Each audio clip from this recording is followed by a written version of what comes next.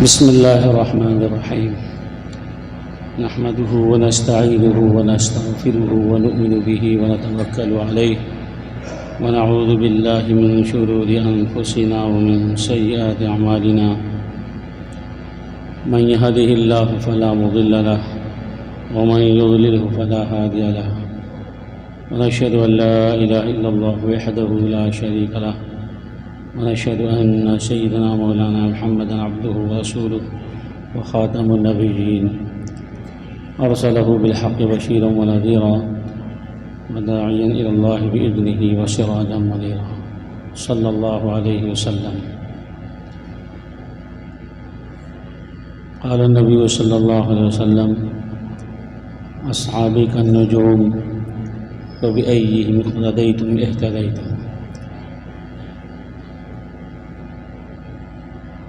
میری گفتگو لمبی نہیں ہوگی، مفصل بیان آپ سن چکے ہیں دو مفتیان کرام کے، بس اس کے اوپر میں تھوڑا سا تبصرہ کرنا چاہتا ہوں اور نمک لگانا چاہتا ہوں کہ آخر صحابہ کرام کی منقبت اور اہل بیت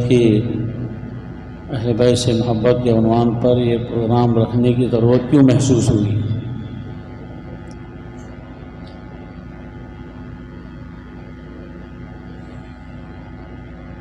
تو میرے بھائیوں، یہ دور جو چل رہا ہے، یہ زمانہ، تو سب سے پہلی کمی ہماری یہ ہے کہ ہم پڑھنے لکھنے کا مزاج نہیں رکھتے ہیں. کسی کے پاس پڑھنے کی فرصت نہیں ہے. موبائل ہاتھوں میں جو آ گیا ہے تو ایک چیز تو اچھی آدمی دیکھتا ہے اور پھر اس کے بعد گھنٹوں خرافات میں وقت ضائع کرتا ہے، اور وہ ایک چیز جو اچھی دیکھتا بھی ہے وہ بھی بغیر سر پیر کی، بغیر پہنے کی ہوتی ہے.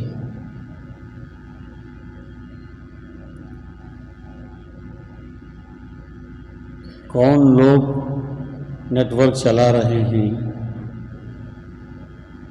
کون لوگ احادیث ڈال رہے ہیں، مسائل ڈال رہے ہیں، کچھ پتہ نہیں.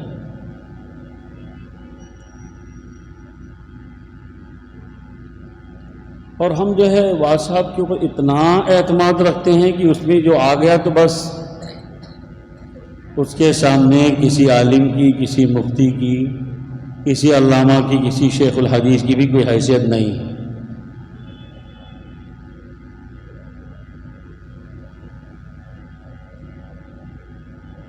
اللہ کے نبی صلی اللہ علیہ وسلم نے یہ بات ارشاد فرمائی تھی کہ میں تمہارے درمیان دو چیزیں چھوڑ کے جا رہا ہوں، کتاب اللہ اور ایک حدیث کے حساب سے اپنی سنت، اور ایک روایت کے حساب سے اپنا خاندان، اہل بیت. ایک ترقی کا لفظ آتا ہے.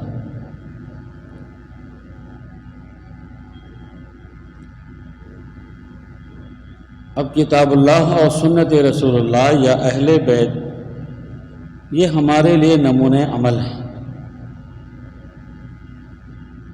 انہی کو مضبوطی سے پکڑنا ہے. آپ نے فرمایا جب تک تم انہیں مضبوطی سے تھامے رہو گے تو تم گمراہ نہیں ہوگے.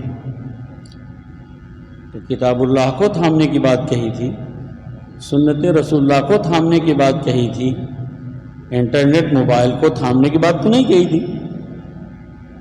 ہمارا آپ تو گھنٹوں جو ہے موبائل کو تھام کے رکھتے ہیں، کتاب اللہ کو تو ہم ہاتھ بھی نہیں لگاتے، حدیث کی کتاب کو تو ہم جو ہے نظر بھی نہیں ڈالتے اس کے اوپر. تو آخر ہمارے پاس گمراہی نہیں آئے گی تو ہدایت کہاں سے آئے گی؟ کتنے لوگ ہیں جن کے نسب کا پتہ نہیں ہے اور بند کوٹری میں کچھ لوگوں کو بٹھا لیتے کرائے کے، کچھ کتابیں رکھی ہوئی ہیں اور وہ بس دن رات پٹر پٹر پٹر پٹر کرتے رہتے ہیں. وہ ایک مرزا ہے نا، اس سے بڑے پجاری ہندوستان میں پیدا ہو گئے. کبھی علماء کے سامنے نہیں آتا، کبھی مفتیان کرام کے سامنے نہیں آتا، بند کوٹری میں بس ویڈیو بناتا رہتا ہے اور بکواس کرتا رہتا ہے، پٹر پٹر کرتا رہتا ہے. اور ہمارا نوجوان واہ واہ واہ واہ کیا شاندار بات کہہ رہا ہے. یہ نہیں کہتے کہ کتنی شاندار طریقے سے ہمارے ایمان کا جنازہ نکال رہا ہے. ایک بار نبی کریم صلی اللہ علیہ وسلم کی خدمت میں مشرق کی جانب سے حدیث میں یہ الفاظ آئے کہ دو آدمی آئے، ان دونوں نے جو ہے بہت ہی ادیبانہ انداز میں، بڑے فصیحانہ و بلیغانہ انداز میں تقریریں کی. نبی کریم صلی اللہ علیہ وسلم نے ان دونوں کی بات سن کر کے کیا ارشاد فرمایا؟ ان من البیان لسحر. محدثین اس کا مطلب یہ بھی بیان کرتے ہیں کہ آپ نے اس ارشاد گرامی کے ذریعے سے مذمت فرمائی تھی کہ ایسی لفاظی کہ جس کی وجہ سے آدمی گرویدہ ہو جائے. اب اس لفاظی سے وہ حق کو باطل بنا دے، باطل کو حق بنا دے، تمہیں سمجھ میں نہیں آئے. واہ واہ واہ کیا شاندار بات کر رہے، کیا مدلل بات کر رہے. وہ مرزا بولتا ہے کہ فلاں عالم نے، علماء نے یہ بات چھپائی، علماء نے یہ حدیث چھپائی. تو آخر تیرے پاس حدیث کہاں سے آئی؟ تیرے ماں کے پیٹ سے آئی کیا؟ اگر علماء نے حدیث چھپائی ہے، علماء نے اگر مسئلہ چھپایا ہے، علماء نے اگر جو ہے کوئی فقہ کی بات چھپائی ہے، تو تیرے پاس کہاں سے آ گئی؟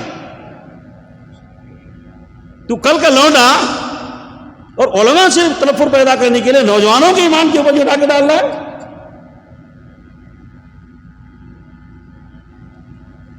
وہ شکیل بن حنیف جاہل ڈھور جو کہتا ہے کہ میں امام مہدی ہوں. کتنے پڑھے لکھے لوگ اس کو امام مہدی مان رہے، جبکہ حدیث پاک کے اندر یہ کلیئر موجود ہے، صحاح ستہ کی احادیث میں بات موجود ہے، یہ حدیث موجود ہے کہ امام مہدی جب وہ ظاہر ہوں گے تو ان کا پیریڈ، ان کا زمانہ صرف کتنا ہوگا؟ 7 سال. ایک روایت حساب سے 9 سال. کتنی کلیئر بات ہے کہ نبی کریم صلی اللہ علیہ وسلم نے یہ فرمایا کہ امام مہدی کی جب ظہور ہوگا تو ان کا جو زمانہ حکومت ہے وہ 7 سال ہے، ایک روایت کے حساب سے 9 سال ہے. اور یہ شکیل بن حنیف 1990 کے بعد سے امام مہدی بنا ہوا ہے. کم بات نہ مرتا نہ ماتا چھوڑتا، اس کی مہدیت کے اوپر کوئی فرق ہی نہیں آ رہا. پتہ نہیں اس کے کون سے 7 سال ہیں وہ پورے ہی نہیں ہو رہے. اتنی موٹی بات اور ہم مسلمانوں کو سمجھ میں نہیں آ رہی ہے. جب وہ خبیث سب سے پہلے وہ یہی سمجھاتا ہے کہ علماء سے نہیں ملنا. سب سے پہلے اس کا سبق یہ ہوتا ہے کہ علماء سے نہیں ملنا. اس کے گرگے بھیڑیے شہر میں گھوم رہے ہیں، وہ ذہن سازی کرتے ہیں اور آخر میں مہر یہی لگاتے ہیں کہ کسی مولوی سے نہیں ملنا. اور ہمارا نوجوان، ہمارے پڑھے لکھے لوگ، کچھ ڈھیڑ دماغ مولوی کہ آپ کو ندوی کہلانے والے، ہاشمی کہلانے والے، پتہ نہیں کون سا دماغ رہتے، دماغ ہے یا گوبر ہے دماغ میں، ان کو اتنا سمجھ میں نہیں آتا. یہ حدیث پاک میں یہ کلیئر کیا گیا ہے کہ امام مہدی ظاہر ہونے کے بعد صرف 7 سال رہیں گے اور انہی کے زمانے آخر میں حضرت عیسیٰ علیہ السلام کا نزول ہوگا. نزول کے بعد امام مہدی کی وفات ہو جائے گی.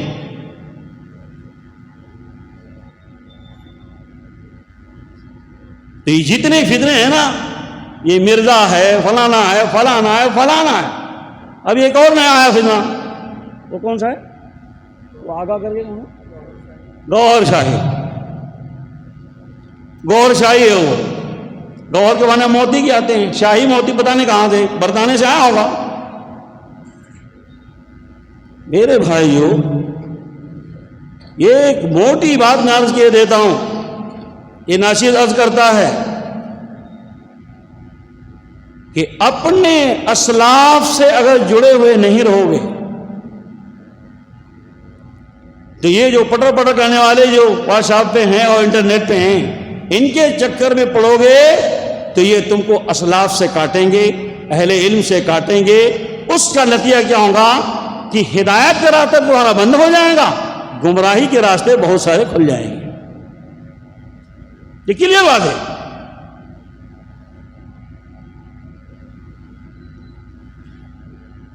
اللہ تعالی نے قرآن پاک میں یہ حکم دیا ہے اتبع سبیل من اناب الیہ،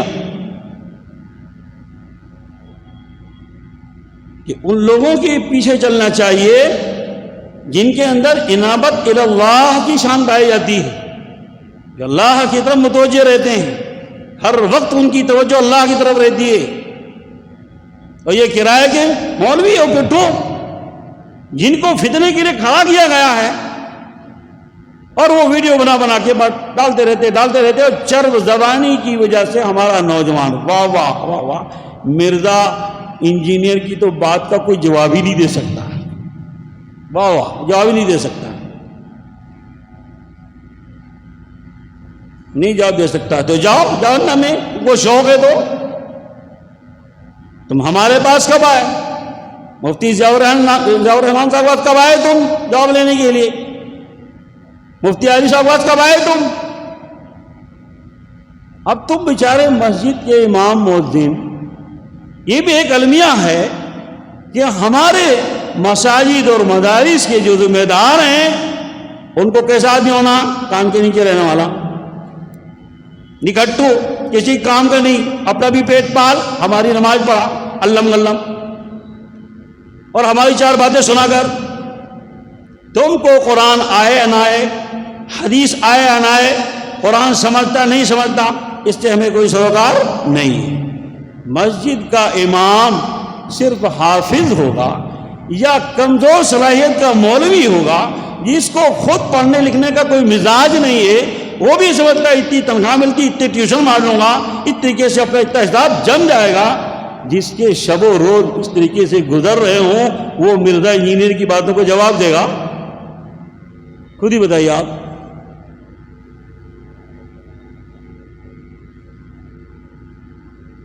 اس لیے ضروری ہے کہ آپ پڑھنے کے مزاج بنائیں،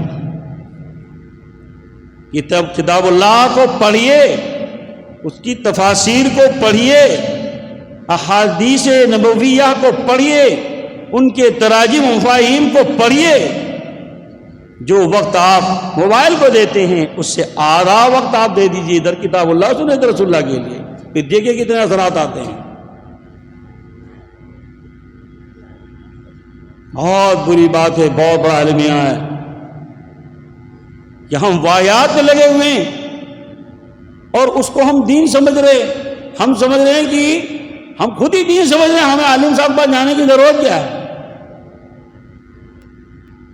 نبی کریم صلی اللہ علیہ وسلم نے کیا فرمایا تھا؟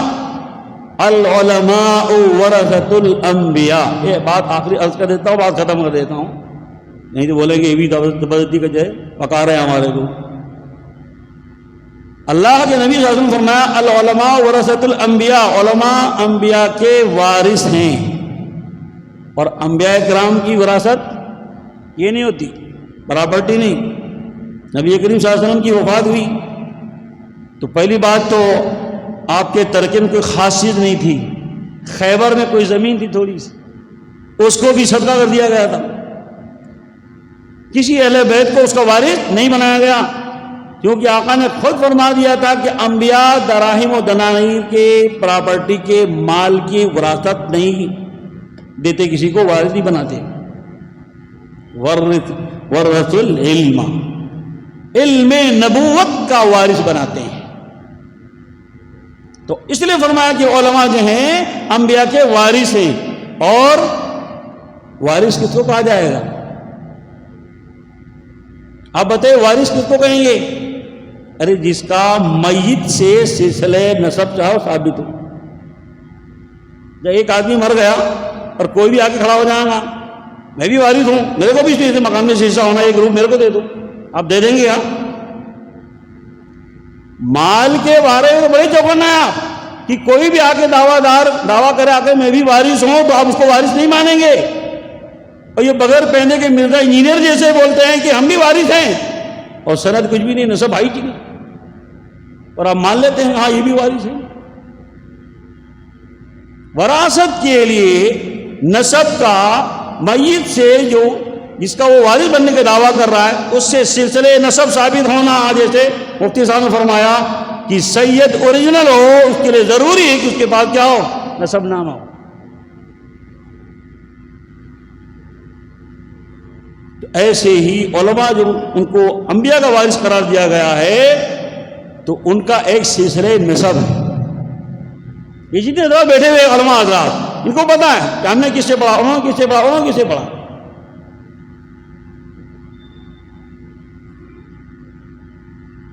تو یہ موٹی بات دھیان رکھیے کہ بغیر نسب کا، اور وہ اپنے آپ کو وارث انبیاء بتا رہا ہے، تمہارے کو گائیڈ کر رہا ہے، مس گائیڈ کر رہا ہے، وہ گائیڈ نہیں کر رہا، مس گائیڈ کر رہا ہے، گمراہ کر رہا ہے تمہارے کو۔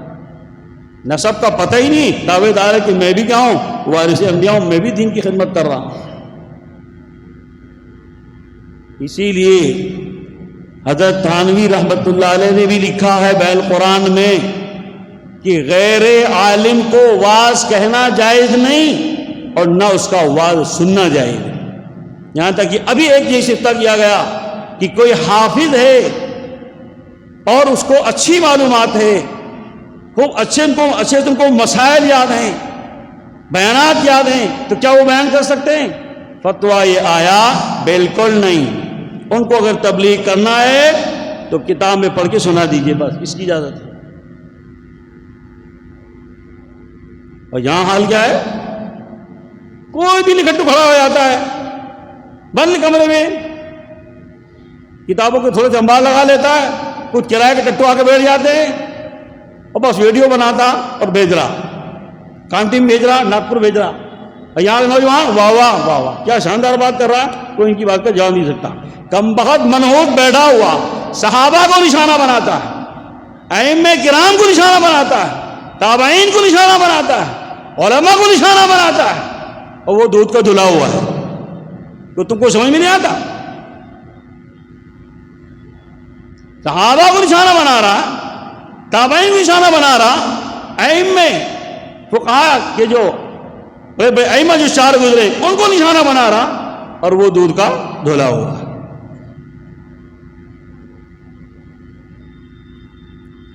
کہ کہاں ہمارا دماغ چلا گیا ہے، کدھر ہم جا رہے ہیں؟ نہ ہمارے پاس علم ہے، نہ ہمارے پاس سوجھ بوجھ ہے، نہ ہماری معاشرتی زندگی اچھی ہے، نہ ہمارے پاس اخلاق ہیں، نہ ہماری عادات اچھی ہیں، اور دماغ ہر شخص سمجھتا ہے کہ ہماری پہنچ ساتویں آسمان تک، اس سے کم نہیں۔ اس لیے ہمیں کسی مفتی کے پاس جانے کی ضرورت نہیں، عالم کے بعد آئیں گی تو ہمارا بھیجا کھانے آتے، بس سیکھنے کے لیے نہیں آتے۔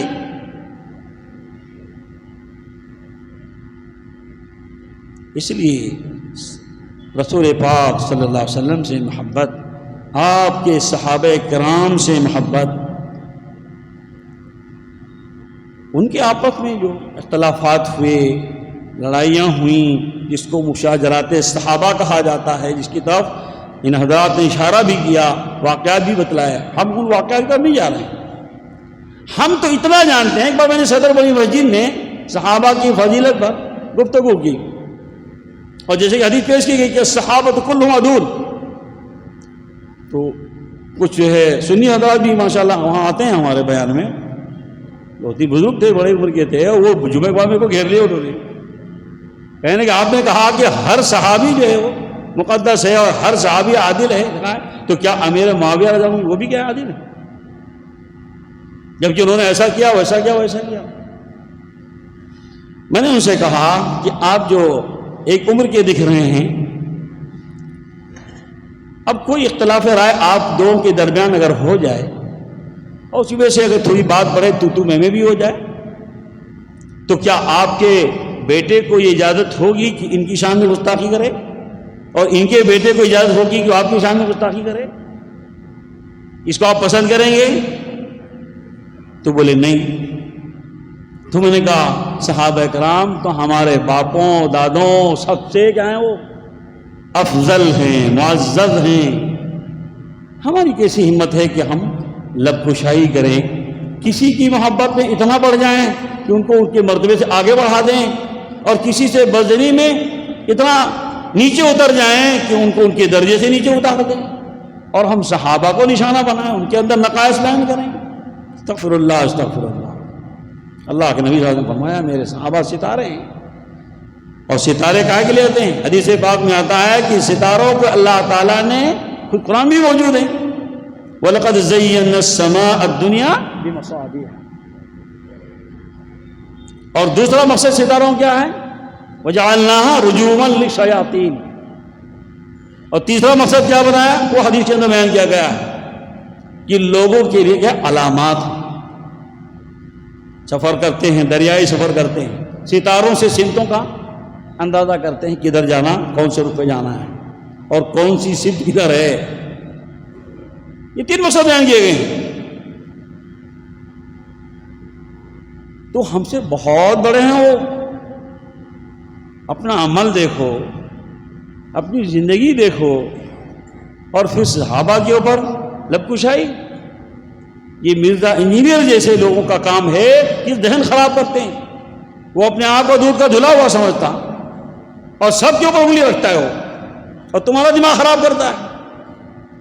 چر زبانی کی وجہ سے تم متاثر ہو جاتے ہو، جیسے کہ نبی کریم صلی اللہ علیہ وسلم نے فرمایا ان من البیان للسحر۔ وہ جادوئی بیان ہے، کیونکہ بیان میں جادو ہے، تم اس سے موہ ہو جاتے ہو، اور عقل تمہاری کام کرنا بند کر دیتی ہے۔ ارے پہلے اس سے یہ پوچھو کہ تیرا یہ علمی نسب کہاں کا ہے، پہلے اسے ہی پوچھو، تحقیق کرو اس کی، اس کے بعد ہی اس کا بیان سننا جائز ہوگا، ورنہ اس کا بیان کرنا بھی جائز نہیں، حرام ہے، اس کا بیان سننا بھی حرام ہے۔ یہ بات یاد رکھیے اچھی طریقے سے۔ بہت موٹی موٹی چیزیں رہتی ہیں، ان کو ذہن میں رکھیں تو انشاءاللہ آپ گمراہ نہیں ہوں گے، اور پڑھنے کی عادت ڈالیں، مطالعے کی عادت ڈالیں، تلاوت کی عادت ڈالیں، ترجمہ، تراجم، مفاہیم، اس کو پڑھنے کی عادت ڈالیں، علماء سے ربط رکھیں۔ الحمدللہ ہر علاقے میں ادارے ہیں، مفتیان کرام موجود ہیں۔ ایک عالم سے آپ کو تشفی نہیں ہوتی ہے، اس سے بڑے عالم کے پاس جائیے۔ وہاں سے آپ کو سکون اطمینان نہیں ہوتا، اس سے بڑے عالم کے پاس جائیے۔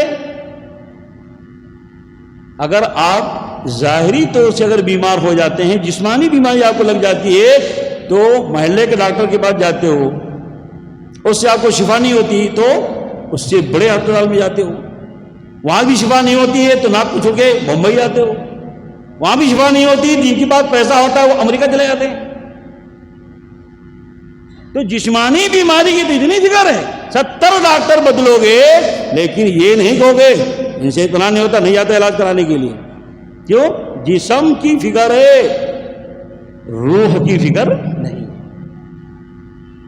اس طریقے سے آپ کو جسم کو پالنے کی فکر رہتی ہے۔ ایک ڈاکٹر کے پاس اتنا نہیں ہوا تو دوسرے کے پاس جاتے ہو، اس سے اتنا نہیں ہوتی تیسرے کے پاس جاتے ہو، کتنے ڈاکٹر تم بدلتے ہو، اور یہ چاہتے ہو کہیں نہ کہیں جا کے ہمارے جسم کا علاج ہو جائے۔ تو دین کے معاملے میں آپ کس قدر قناعت پسند ہیں، بڑے بھولے والے ہیں۔ ایک بیچارے امام صاحب پاس چلے گئے، وہ بیچارہ پڑھتا لکھتا نہیں، وہ کیا جواب دے گا؟ بس تم نے مہر لگا دی، علماء کے پاس اس کا جواب نہیں، کہ جاؤ مرو، جا کے جاؤ جہنم میں، کس کا جا رہا ہے؟ صرف تھوڑا عقل سے کام لو۔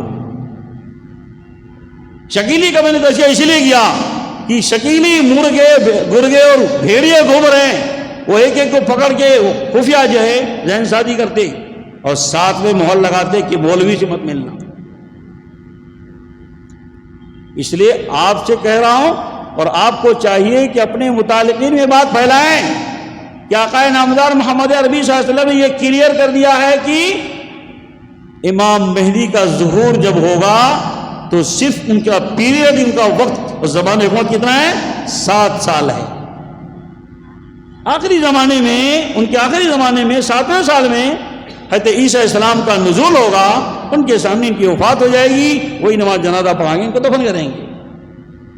صرف یہ موٹی بات یاد رکھیے، کتنا بھی بڑا گھاٹ شکیلی ہو، اس کمبخت سے اس سوال کا جواب مانگیے، یہ تمہارا مہدی کے مر کیوں نہیں رہا، یا اس کے 7 سال پورے کیوں نہیں ہو رہے، کیسے اس کے 7 سال ہیں، ہمیں اس کا جواب چاہیے۔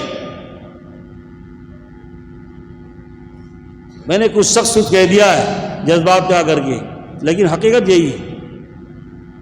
اس لیے اس طرح کی مجلسیں، مولانا حسین مدنی رحمۃ اللہ علیہ کا ایک بیان آیا چھوٹا تھا، کہ اس طرح کی مجلسیں کہ جس میں اللہ کے نبی صلی اللہ علیہ وسلم کی سیرت بیان کی جائے، صحابہ کرام کی منقبت بیان کی جائے، صحابہ کرام کے وہ اوصاف بیان کیا جائے جس کی وجہ سے اللہ کے ہاں ان کا یہ مقام ہے کہ قرآن میں جا بجا اللہ کہتا ہے رضی اللہ عنہم ورضوا عنہ، رضی اللہ عنہم ورضوا عنہ۔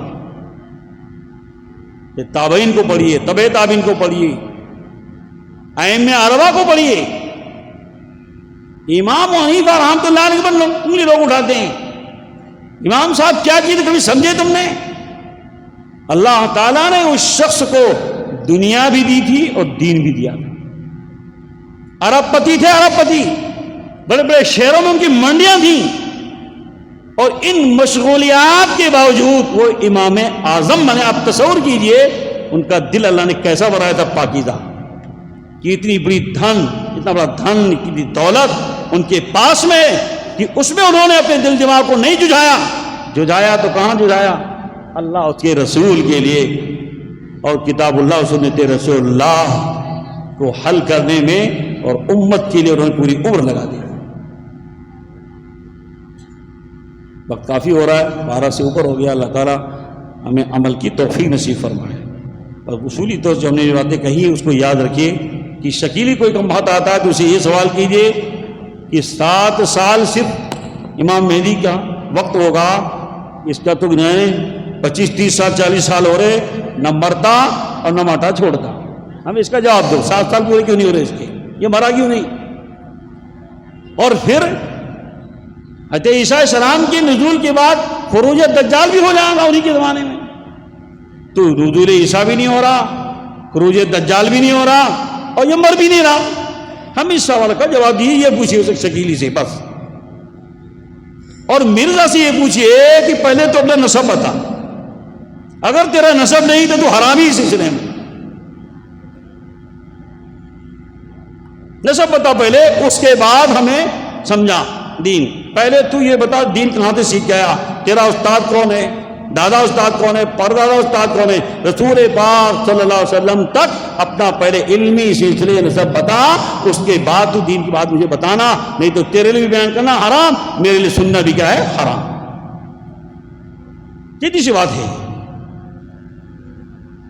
خیر یہ پھر میری بات نکل گئی تھی۔ اللہ تعالیٰ عمل کی توفیق نصیب فرمایا اور ہمیں سیدھے راستے پر چلائے، اور جو لوگ وہ ہمارے اسلاف گزر چکے ہیں، جن کا اللہ سے تعلق تھا، اللہ کے لیے انہیں عمریں گزار دی ہیں، ان سے محبت نصیب فرمایا، ان کی اتباع کی توفیق نصیب فرمایا۔ واخر دعوانا الحمدللہ رب العالمین۔